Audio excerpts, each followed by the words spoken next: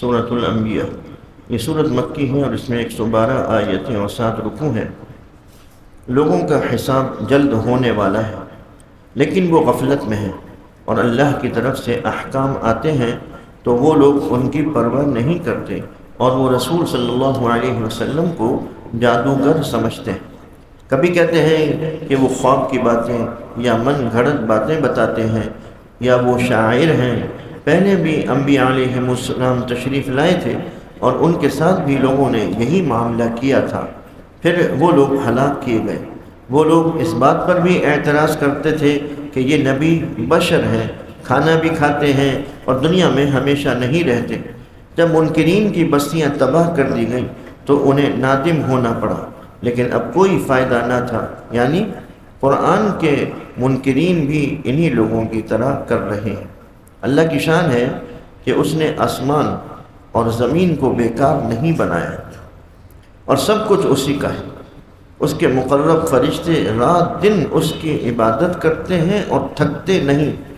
اگر اللہ کے سوا دوسرے خدا بھی ہوتے تو ضرور آسمان و زمین تباہ ہو جاتے۔ اللہ سے کوئی حساب نہیں لیا جا سکتا، وہ مالک و مختار ہے، دوسروں سے ضرور حساب لیا جائے گا۔ حضور انور صلی اللہ علیہ وسلم سے پہلے بھی جو رسول آئے، انہوں نے بھی صرف اللہ کو معبود بتایا، اس کا کوئی بیٹا نہیں، اور اس کے سب فرشتے تابع فرمان ہیں۔ اللہ کے سوا جو شخص بھی خدائی کا دعویٰ کرے گا وہ جہنمی ہوگا۔ اللہ ہی نے آسمانوں اور زمین کو کھولا اور ہر جاندار کو پانی سے حیات دی، زمین میں پہاڑوں کے لنگر ڈالے،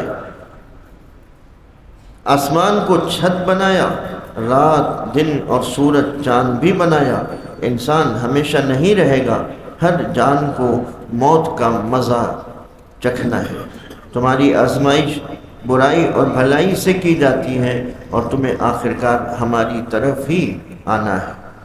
حضور انور صلی اللہ علیہ وسلم پر کفار ہنستے ہیں اور اللہ کی یاد کے منکر ہیں۔ انسان جلد باز ہے۔ کافر کہتے ہیں کہ جلد عذاب نازل کرائیے، تو انہیں وہ عذاب جلد دکھلا دیا جائے گا، اور قیامت میں جو آگ ان کو جلائے گی اسے وہ روک نہ سکیں گے، اور نہ کوئی ان کی مدد ہوگی۔ آپ صلی اللہ علیہ وسلم سے پہلے بھی رسولوں کا مذاق اڑایا گیا تو وہ مذاق انہی لوگوں کو لے ڈوبا۔ اللہ عذاب کرے تو کوئی نہیں روک سکتا۔ جھوٹے معبود خود اپنے آپ کو نہیں بچا سکتے تو اپنے پوجنے والوں کو کیا بچا سکیں گے؟ کفار کا گمان غلط ہے کہ وہ ہمیشہ رہیں گے۔ ہم تو زمین کو اس کے کناروں سے گھٹاتے آ رہے ہیں۔ کفار پر جب عذاب آ جاتا ہے تو تب وہ نادم ہوتے ہیں، اور قیامت میں کسی پر ظلم نہ ہوگا اور پورا حساب ہوگا۔ موسیٰ علیہ السلام اور ہارون علیہ السلام کو تورات دی گئی، جو پرہیزگاروں کو نصیحت تھی۔ وہ اپنے رب سے ڈرتے ہیں اور قیامت کا خوف بھی کرتے ہیں۔ اب ابراہیم علیہ السلام کا واقعہ ہے کہ انہیں ابتدائی عمر ہی سے ہدایت حاصل تھی۔ وہ اپنے والد اور اپنی قوم کو مورتوں کی پوجا سے بچانا چاہتے تھے، اور وہ کوئی کھیل کی بات نہیں بتا رہے تھے۔ ابراہیم علیہ السلام نے ان کے بتوں کو چورا کر دیا، ایک بڑا بت چھوڑ دیا۔ کافروں نے ابراہیم علیہ السلام سے پوچھا کہ کیا آپ نے ایسا کیا ہے؟ آپ نے فرمایا کہ انہی بتوں سے پوچھو۔ آخر آپ ہی کو ان کافروں نے بت شکن سمجھا۔ آپ نے فرمایا کہ تم ایسوں کو کیوں پوچھتے ہو جو بے بس ہیں اور کوئی نفع نقصان نہیں پہنچا سکتے؟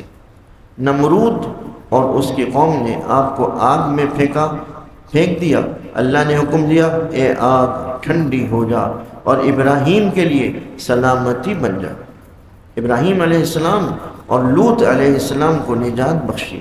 پھر ابراہیم علیہ السلام کو اسحاق علیہ السلام جیسا فرزند اور یعقوب علیہ السلام جیسا پوتا دیا، اور وہ سب امام تھے کہ وہ ہمارے حکم سے ہدایت کرتے تھے اور نماز اور زکوٰۃ کو قائم کراتے تھے۔ لوط علیہ السلام کو حکومت اور علم دیا گیا، اور اس قوم سے نجات دلائی گئی جو گندے کام کرتی تھی، نوح علیہ السلام اور ان کے گھر والے بھی سخت کرب سے محفوظ رکھے گئے اور دوسرے نافرمانوں کو غرق کر دیا گیا۔ داؤد علیہ السلام اور سلیمان علیہ السلام کے واقعات سے ہدایت حاصل کرو۔ داؤد علیہ السلام نے بکریاں کھیتی والوں کو دلوا دی تھیں جو کھیتی چر گئی تھی اور ان کے ساتھ چرانے والا نہیں تھا۔ سلیمان علیہ السلام کو بھی حکومت اور علم عطا کیا گیا۔ داؤد علیہ السلام کے ساتھ پتھر اور پرندے بھی اللہ کی تسبیح کرتے تھے۔ داؤد علیہ السلام کو زرع بنانا سکھایا گیا۔ سلیمان علیہ السلام کو تیز ہوا مسخر کر دی گئی۔ شیطان بھی آپ کے مطیع تھے اور آپ کے حکم سے باہر نہیں تھے۔ ایوب علیہ السلام کو یاد کرو، ہم نے ان کی تکلیف دور کر دی اور ان کے گھر والے اور ساتھی ہماری رحمت سے مستفید ہوئے۔ اسماعیل علیہ السلام اور ادریس علیہ السلام اور ذوالکفل علیہ السلام بھی صبر والوں میں سے تھے۔ یونس علیہ السلام کو بھی یاد کرو، جب وہ قوم کی نافرمانی سے ناراض ہوئے اور جب وہ مچھلی کے پیٹ میں تھے تو ہم کو یاد کیا اور ہم نے ان کو غم سے نجات دی۔ زکریا علیہ السلام نے اولاد کی خواہش کی تو یحییٰ علیہ السلام پیدا ہوئے اور وہ خشوع اور خضوع والے تھے۔ حضرت مریم علیہ السلام کی پاک بازی تھی کہ ہم نے ان کو اور ان کے بیٹے کو سارے جہاں کے لیے ایک نشانی بنا دیا۔ ان تمام انبیاء علیہ السلام نے ایک ہی دین کی تبلیغ فرمائی ہے اور میں ہی تمہارا رب ہوں۔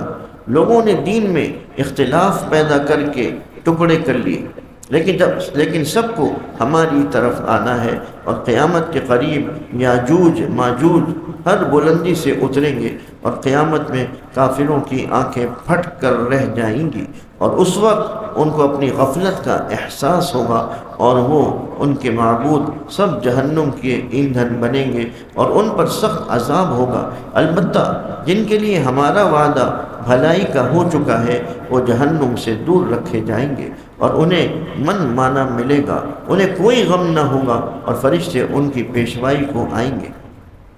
زبور میں بھی ہم نے لکھ دیا تھا کہ زمین کے وارث میرے نیک بندے ہوں گے، اور بے شک یہ قرآن کافی ہے عابدوں کے لیے۔ اور اے محبوب صلی اللہ علیہ وسلم، ہم نے آپ کو نہیں بھیجا مگر سارے جہانوں کے لیے رحمت بنا کر۔ آپ صلی اللہ علیہ وسلم فرما دیں کہ تمہارا اللہ واحد ہے اور اگر تم ایمان نہ لاؤ گے تو تم سے لڑائی ہے۔ اللہ کافروں کی علانیہ اور پوشیدہ باتوں کو جانتا ہے، اور حضور انور صلی اللہ علیہ وسلم نے اپنے اور کافروں کے درمیان فیصلہ کرنے کی اللہ سے دعا کی ہے اور وہی مددگار ہے۔